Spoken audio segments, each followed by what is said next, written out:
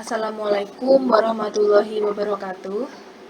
Halo teman-teman semuanya yang ada di rumah. Bagaimana kabar hari ini? Semoga teman-teman di rumah semuanya dalam keadaan yang sehat ya. Amin. Nah, teman-teman di rumah mungkin yang sekarang masih sekolah sedang menjalani SFH ya, atau school from home selama masa pandemi ini masih berlangsung. Dan jika teman-teman mengalami rasa bosan, jenuh, atau mungkin bahkan mengalami stres, itu adalah hal yang wajar. Karena hal ini sudah berlangsung sangat lama. Bisa dikatakan sangat lama ya, karena kita mulai SFH dan WFH itu sekitar bulan Maret hingga sekarang mendekati akhir tahun.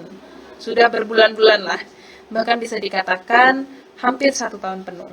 Nah, buat teman-teman yang sudah kelas 12 nih, yang semakin mendekati ujian kelulusan, mungkin sudah ada pelajaran tambahan atau les, tugas-tugas mulai banyak, teman-teman juga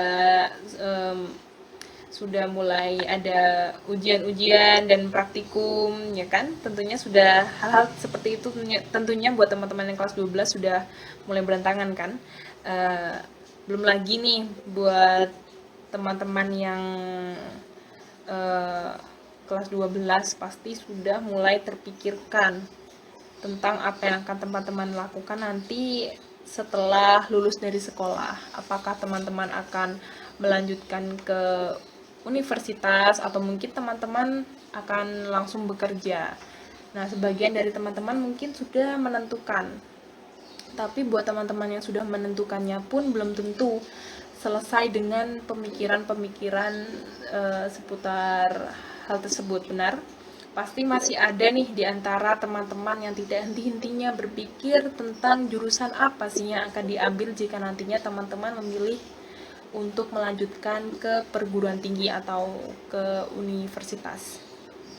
Adanya mungkin karena adanya saran dari orang tua, guru bimbingan konseling, guru kelas, masukan dari teman, pertimbangan ini dan itu tentang diri teman-teman mungkin malah membuat teman-teman semuanya menjadi semakin bingung dan merasa galau. Enaknya pilih jurusan apa ya? Kok makin bingung ya? Kok sekiranya yang ini kurang pas ya sama aku? Kok sekiranya yang ini lebih cocok ya ke aku? Nah, mungkin teman-teman adalah pemikiran-pemikiran seperti itu, pemikiran-pemikiran yang membuat teman-teman semakin bingung. Oleh karena itu, kami dari mahasiswa Psikologi Universitas Muhammadiyah Malang dalam kesempatan kali ini akan menjelaskan kepada teman-teman semuanya, sekiranya kenapa sih teman-teman merasa demikian? Apa saja yang membuat teman-teman merasa semakin bingung dalam menentukan jurusan, serta bagaimana sih cara menanganinya?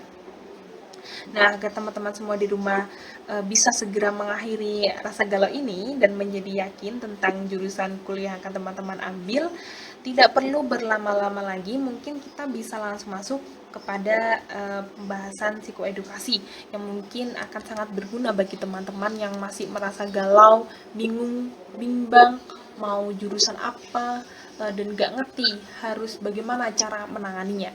Oke, langsung saja kita masuk ke pembahasan yang pertama. Nah, di masa SMA ini, sebagian besar dari kalian pasti telah menyadari bahwa ini adalah masa remaja atau masa mencari jati diri yang sebenarnya. Namun, sebelum membahas lebih jauh, kalian perlu tahu kenapa sih remaja ini selalu dikatakan dengan masa pencarian jati diri atau identitas diri.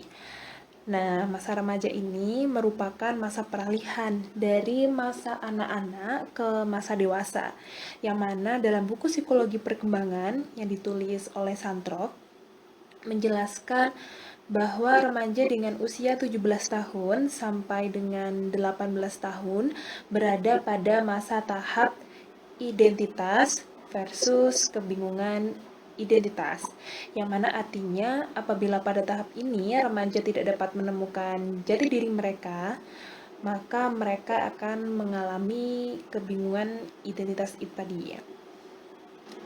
Lalu apa sih identitas diri itu?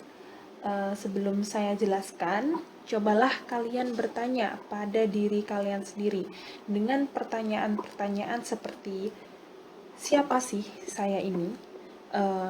Atau seperti apa sih keseluruhan diri saya ini? Atau lagi apa sih yang membedakan diri saya dengan orang lain? Apa sih kekurangan saya? Apa sih kelebihan saya, dan seterusnya. Nah, pertanyaan-pertanyaan seperti inilah yang akan mencerminkan identitas kalian.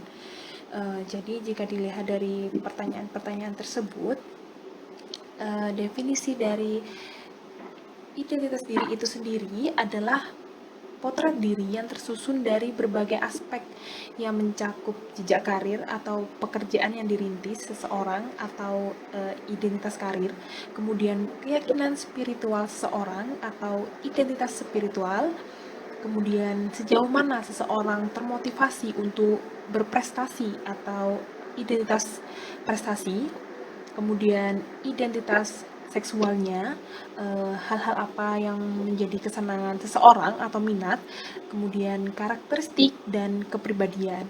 Nah, dari penjelasan tersebut, apakah kalian sudah berhasil menemukan identitas diri kalian atau masih bingung dan tidak tahu harus bagaimana? Nah, jika kalian masih merasa bingung dan tidak tahu harus bagaimana, harus melakukan apa, mungkin kalian memang harus menyimak penjelasan ini sampai akhir. Nah, kita lanjut menyikapi tentang kebingungan identitas. Sebenarnya hal tersebut terjadi salah satunya karena alasan yang telah diungkapkan oleh Sunstein dalam buku Santrok yang mengatakan bahwa masa remaja adalah masa di mana seseorang pada situasi yang lebih banyak melibatkan pengambilan keputusan, sehingga karena banyak pilihan yang kalian hadapi, kalian menjadi semakin bingung. Sebenarnya mana sih yang lebih cocok dengan saya? Atau sebenarnya apa sih yang saya inginkan? Nah, pertanyaan-pertanyaan seperti ini seringkali muncul di otak kalian, terlebih lagi ketika kalian ingin menentukan jurusan kuliah setelah lulus dari sekolah.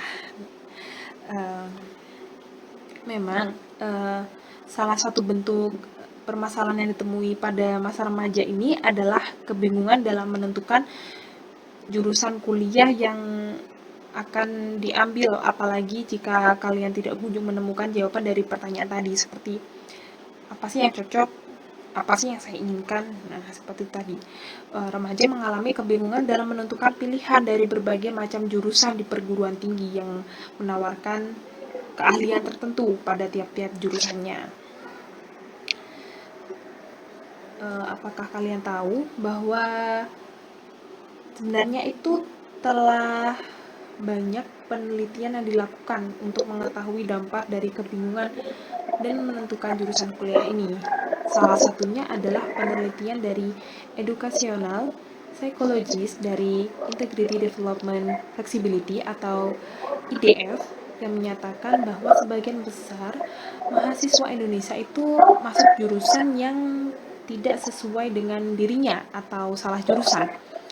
Sebagian besar mahasiswa masuk jurusan kuliah itu akibat menuruti keinginan dari orang tuanya, tetapi dia tidak melihat kemampuan dan keinginan dirinya sendiri. Nah, dari apa yang sudah dijelaskan, kira-kira apa sih penyebab yang akan sangat mempengaruhi kita saat kita sedang mengalami kebingungan identitas, sehingga kita membuat kita semakin bingung dalam menentukan jurusan kuliah dan dipenuhi rasa ragu-ragu atau rasa tidak yakin. Nah, di penjelasan selanjutnya akan kita jelaskan hal-hal tersebut. Nah, mungkin kalian Dengan dijelaskannya penjelasan itu nantinya akan menjadi lebih yakin dan kalian lebih bisa memahami situasi dan kondisi kalian.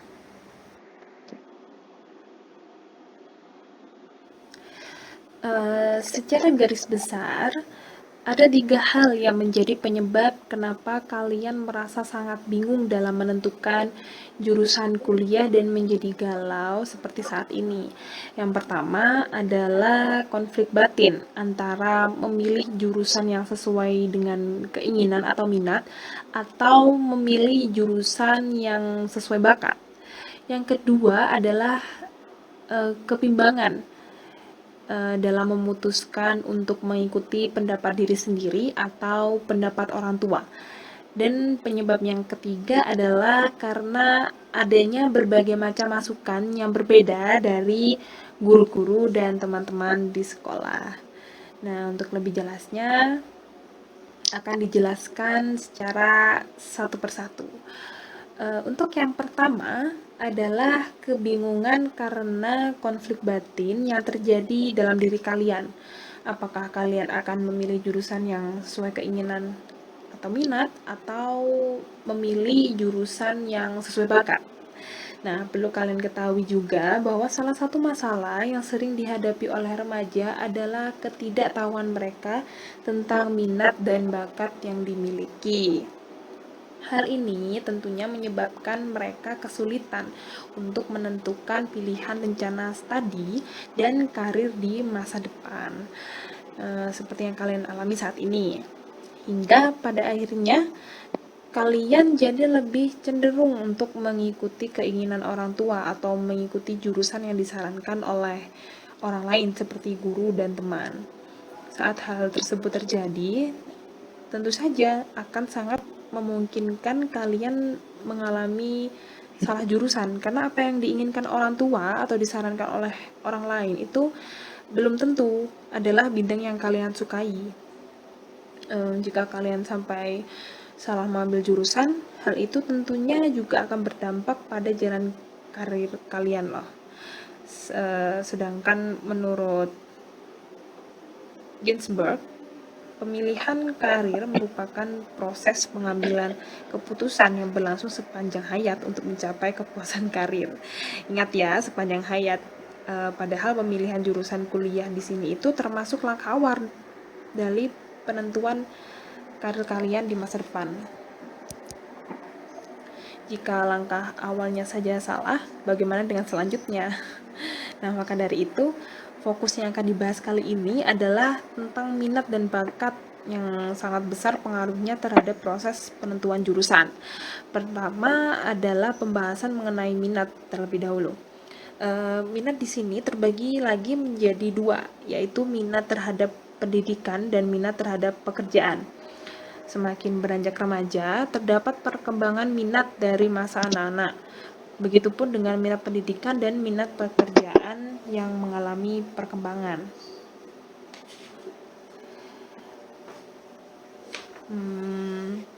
Dalam minat pendidikan itu pada umumnya remaja suka mengeluh dengan hal-hal yang berhubungan dengan sekolah seperti peraturan tata tertib, pekerjaan rumah, kursus-kursus wajib atau tambahan jam pelajaran seperti pada siswa kelas 12 yang mungkin kalian alami pada saat ini.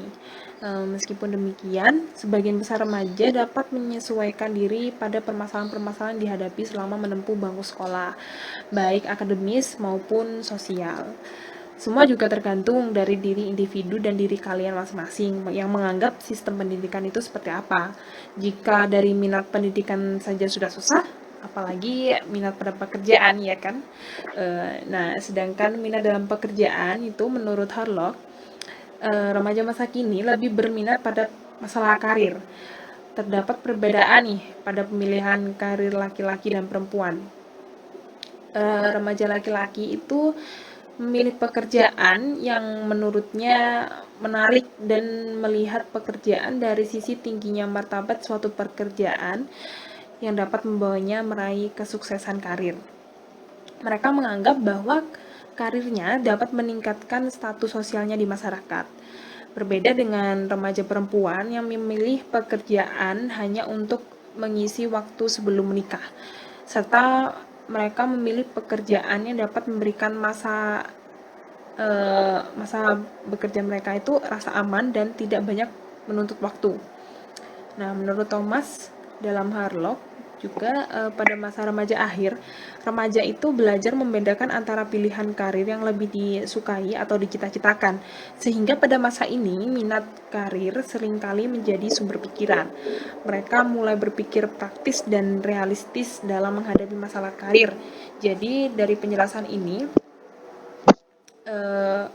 dari penjelasan minat dan bakat ini, kalian berminat pada jurusan yang memberikan prospek kerja yang bisa meningkatkan status sosial kalian di masyarakat, atau prospek kerja yang memberikan kalian rasa aman, nyaman, dan tidak menuntut banyak waktu. Nah, itu yang perlu kalian cari jawabannya untuk sekarang.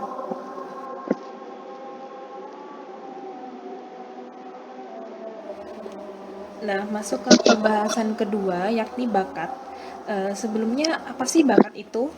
Bakat itu adalah talenta yang diberikan Tuhan kepada manusia untuk mengembangkan diri. Tapi kalau aku nggak punya bakat, gimana dong? Nah, kalian harus berhenti bertanya seperti itu.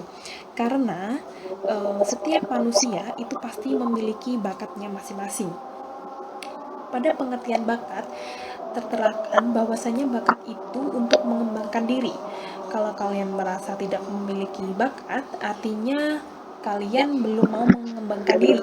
Ingat, setiap manusia itu pasti memiliki bakat, tapi juga tergantung manusianya mau berkembang atau tidak. Bentuk bakat pun tidak hanya seperti menari, menyanyi, menggambar, olahraga, dan lain-lain, tapi banyak sekali bentuk bakat itu. Nah, mau tahu? Coba deh kalian cari di internet, ada apa saja sih macam-macam bakat ini. Sekalian juga belajar mengeksplor diri. Ada beberapa hal juga yang perlu diketahui, bahwasanya bakat itu sudah diketahui dari usia 1 tahun ke atas. Jadi bila kalian merasa tidak memiliki bakat, itu artinya hanya belum menemukannya. Kemudian bakat itu tidak bisa hilang, minimalnya pasti tetap ada kemampuan itu. Bakat itu tidak bisa hilang, tetapi bakat itu bisa dikembangkan atau bisa berkembang. Nah, disinilah tugas para remaja untuk semakin mengeksplor diri, mengembangkan hal-hal baik yang berkaitan dengan pengetahuan dan juga kemampuan keterampilan. Selanjutnya, ada beberapa faktor yang mempengaruhi bakat. Yang pertama adalah bawaan, yaitu gen.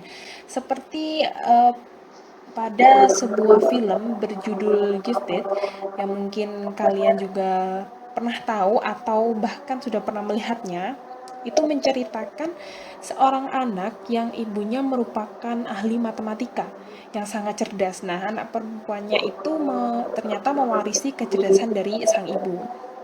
Namun, hal itu jangan dibuat sebagai suatu hal yang paten atau patokan, karena beberapa bakat seseorang masih ada yang perlu dikembangkan atau bahkan harus dikembangkan. Kemudian yang kedua, ada lingkungan sosial dan pendidikan. Lingkungan dan manusia itu saling berhubungan timbal balik, yang mana perilaku manusia merupakan hasil interaksi dari lingkungannya. Ibarat peribahasa, kamu akan wangi bila berdekatan dengan penjual parfum, dan kamu akan berbau amis apabila berdekatan dengan penjual ikan. Nah, seperti itu. Kemudian yang ketiga, ada pengaruh latihan. Ini merupakan hal yang penting. Kenapa? Karena sifat bakat itu adalah bisa dikembangkan. Bila semua anak belajar giat mengenai matematika, boleh jadi satu di dunia ini, seluruh dunia ini, atau satu dunia ini itu menjadi ilmuwan matematika. Yes, kurang lebih seperti itu. Tanpa latihan, bakat itu tidak berkembang, dan disinilah para remaja akan merasa bahwasanya mereka tidak memiliki bakat, padahal hal tersebut tidak benar adanya. Dan perlu kalian ingat, pokoknya ingat lagi bahwa permasalahannya ada pada diri kalian sendiri. Ada di diri kalian sendiri. Kalian ingin berkembang atau tidak, seperti itu. Kemudian yang keempat itu ada fasilitas. Sebenarnya faktor ini itu faktor pendukung sesuai dengan judulnya, fasilitas ya kan. Terlihat jelas bahwasannya lebih mendapatkan fasilitas, individu tersebut dapat memanfaatkannya dengan baik. Maka bakat yang akan terasah dan bakat tersebut akan semakin terlihat. Namun bila tidak digunakan dengan baik, ya fasilitas itu tidak akan bermanfaat. Kemudian yang kelima adalah minat. Nah, pada pembahasan sebelumnya sudah dibahas mengenai minat. Dan ya, mereka berdua ini sangat berhubungan. Saat memiliki minat pada bidang tersebut, dan ia mau menekuni dan mengembangkan diri, maka bakat akan terbentuk. Dan inilah mengapa ada faktor keenam, yaitu konsep diri. Saat sudah ada niat atau seseorang sudah memberikan konsep diri untuk tekun dan mengembangkan diri dari bakat yang sudah semakin terbentuk itu. Dan yang terakhir, kesempatan. Ingat kata pepatah, kesempatan itu tidak akan datang dua kali. Jadi saat ini mulailah. Setidaknya dari eksplor diri mengenai minat dan bakat, terkadang bakat yang hadir tidak sesuai minat sehingga diperlukan pemantapan hati dan pikiran apa yang akan kalian ambil atau pilihan kalian. Sama halnya dengan pemilihan jurusan, apa yang akan didahulukan. Kalian ingin mendahulukan minat atau mendahulukan bakat? Jawabannya adalah bagaimana kamu memandang hal itu. Jika kamu memilih minat, apakah kamu siap untuk mengembangkannya agar menjadi bakat? Begitu pula saat kamu memilih bakat yang tidak kamu minati, apakah kamu siap untuk berusaha membangun chemistry dengan bakat yang kamu miliki? Jawabannya tentu ada di tangan kalian sendiri.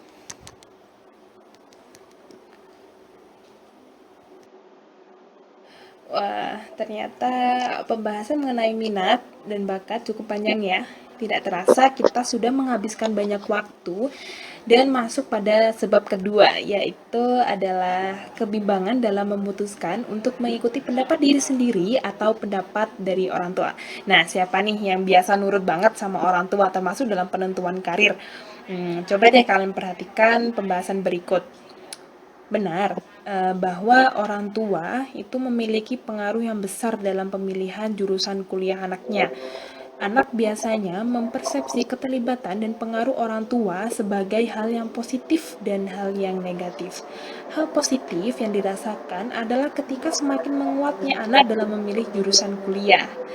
Kemudian, jika hal negatif yang dirasakan anak adalah ketika semakin sulitnya anak dalam menentukan jurusan kuliah yang diakibatkan oleh rasa cemas dan frustasi. Nah, biasanya jika pilihan jurusan anak semakin kuat dan meyakinkan, anak dan orang tua itu memiliki tujuan dan pemikiran yang sama terkait masa depan yang direncanakan. Namun bila keterlibatan orang tua malah membuat anak semakin merasa bingung dan akhirnya stres, orang tua dan anak mungkin saja memiliki tujuan yang berbeda dan tidak bisa saling mengutarakannya dengan jelas. Misalnya, ketika orang tua ingin kamu masuk jurusan A, namun kamu merasa bahwa hal itu bukanlah keinginanmu. Namun sebenarnya perbedaan itu bukanlah hal yang kelam. Jadi jangan berpikir masa depanmu akan suram karena harus menuruti orang tua. Itu tidak benar ya. Bukan tidak benar, tetapi belum tentu. Saat kita dan orang lain berpendapat, pasti kan akan muncul perbedaan dan itu merupakan hal yang wajar. Setiap orang itu memiliki keinginan juga harapan masing-masing. Begitu juga dengan kita dan orang tua. Orang tua memiliki harapan untuk anak agar memilih jurusan yang sesuai kehendak dan yang terbaik menurutnya. Sebelum itu kalian harus merasa bangga ya, karena ini merupakan salah satu bentuk pengawasan orang tua terhadap anaknya loh. Artinya kalian diperhatikan seperti itu. Dan kurang baik adanya bila cara yang digunakan untuk menyelesaikan perbedaan pendapat ini itu dengan dimenangkan satu pihak dan pihak yang lainnya tersakiti atau tidak menerima keputusan tersebut. Pasti akan ada perasaan-perasaan kurang menerima dari pihak yang lainnya. Selain itu, hal ini juga dapat memicu masalah lain seperti memendam perasaan marah yang bisa saja semakin menimbulkan konflik antara orang tua dan anak. Lalu bagaimana sih agar kalian tidak berdebat terus dengan orang tua dalam memilih jurusan? Apa sih yang harus dilakukan? Nah, ini ada cara-cara mengatasi perbedaan pendapat tersebut menurut Rini tahun 2014. Nah, ini adalah tips-tips dan ini menurut saya adalah hal yang penting untuk kalian perhatikan. Untuk tips yang pertama yaitu dengarkan alasan dan maksud dari orang tua. Saat kamu bingung memilih antara jurusan yang dipilih orang tua dengan pilihan jurusan kamu sendiri, cobalah untuk mendengarkan orang tuamu. Mengapa mereka ingin berharap anaknya masuk ke jurusan tersebut. Terkadang kita tidak sadar, baru dengar nama jurusannya saja sudah bilang, oh tidak, digno. Jadi coba dengarkan dulu ya opini dari orang tua kamu. Setelah mendengarkan mereka, kamu akan mengetahui alasan dan maksudnya sehingga terdapat opini pasti yang bisa dibandingkan nantinya. Bukan lagi hal-hal yang mengandung prasangka negatif, seperti itu. Kemudian, cara yang kedua, sampaikan alasanmu. Nah, setelah mendengarkan alasan mereka, kamu juga perlu menyampaikan alasanmu agar mereka tahu mengapa kamu milih itu. Pilihlah dasar yang kuat yang harus mulai dipikirkan saat ini. Jadi dengan cara yang tadi sudah disampaikan, kalau kamu sudah menjelaskan alasan orang tua, jadi bisa mengerti seperti itu, memahami dan boleh jadi mungkin alasanmu itu bisa membuat mereka lebih percaya dengan pilihan yang kamu buat. Kemudian jangan terpancing untuk memaksa. Seringkali perbedaan pendapat antara orang tua dan anak seakan seperti telur di ujung tanduk. Hal ini terjadi dikarenakan kedua belah pihak yang tidak mau saling memahami dan mengerti. Orang tua akan lebih dominan memutuskan karena mereka memiliki kemampuan mengendalikan dan mengontrol anaknya. Menurut Rini ya, saat mereka mulai memaksa dengan menggunakan kalimat yang lembut dan sopan, kalian mulailah mencoba untuk mengajak mereka berdiskusi dan saling menyampaikan alasan serta maksudnya pilihan kalian, kenapa kalian memilih itu, seperti itu. Kemudian lakukan diskusi bersama atau diskusikan bersama. Dengan mendiskusikan pilihan jurusan yang akan dipilih secara bersama-sama, dapat mengurangi prasangka negatif, serta memungkinkan gesekan pendapat yang semakin memanas bila dilakukan dengan kepala dingin.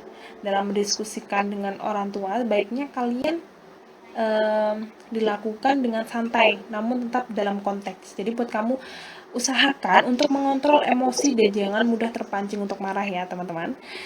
Jadikan perbedaan pendapat antara kamu dan orang tua itu sebagai ladang informasi mengenai pilihan jurusan. Intinya seperti itu. Orang tua sebagai partner kamu dalam menyusun masa depan, karena itu kamu bisa meminta mereka agar berbagi cerita masa lalu saat mereka berada di masa-masa seperti kamu. Seperti itu. Hal ini tentu akan memberikan kamu gambaran lebih banyak sehingga lebih bisa membandingkan jurusan mana yang kiranya tepat untuk dipilih. Namun harus diingat kembali bahwasanya tidak semua itu sempurna ya. Saat kamu merasa sudah tepat dengan pilihan kamu, jangan mudah goyah karena adanya pilihan lain. Tidak ada yang sempurna, namun selalu ada yang terbaik buat kalian. Seperti itu.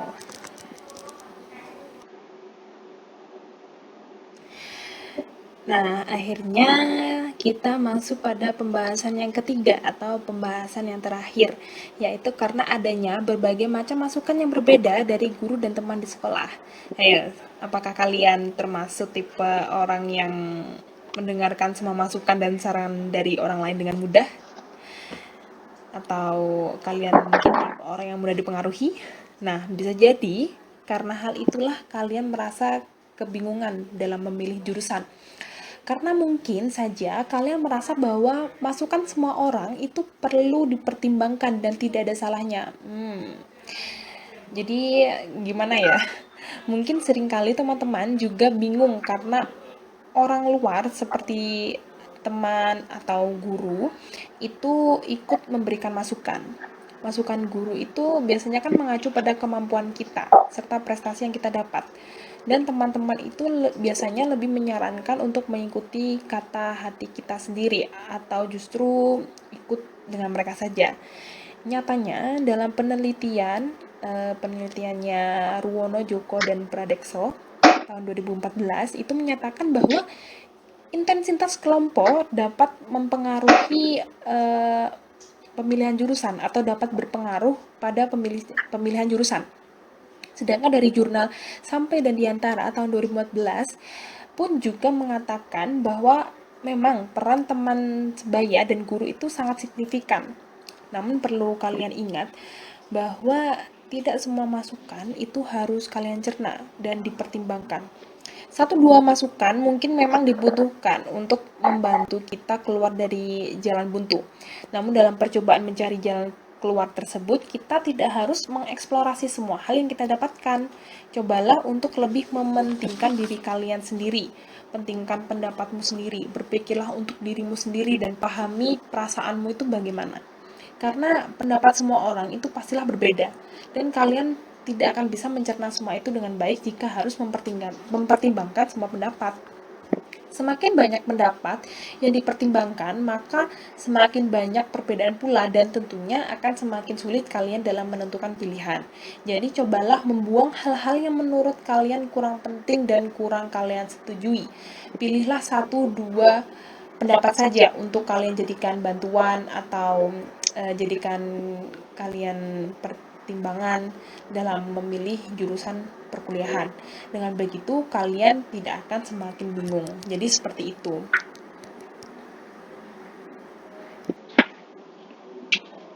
Nah, bagaimana nih teman-teman atas penjelasan yang sangat panjang ini? Apa kalian sudah bisa memahami kebingungan kalian dan menemukan jalan keluarnya? Apakah video psikoedukasi kali ini bermanfaat bagi kalian semua?